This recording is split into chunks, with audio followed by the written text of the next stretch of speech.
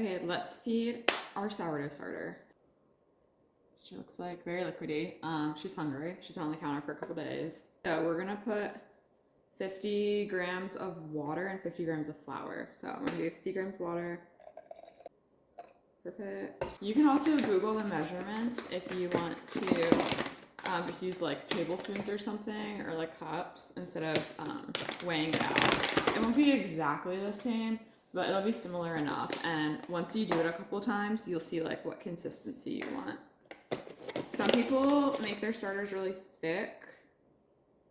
I don't. I just use all-purpose flour also.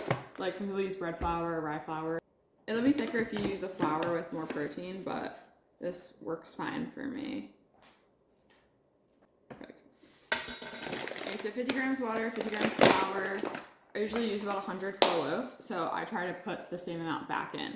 So like, say you use 80 grams of starter for a loaf, then you would want to feed it 80 grams back.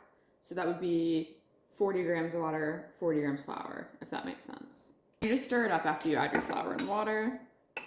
I personally don't like stir it smooth. I leave it like pancake batter consistency. It's a little chunky. If there's like a tiny bit of unincorporated flour, I don't really care. I scrape down the sides so I can kind of tell when it's like risen, but it doesn't have to be anything crazy. And then I didn't discard any, so I'm gonna move the rubber band up to like the top of where the starter is now. And this is just so you can tell when it's risen. And then that's what it looks like.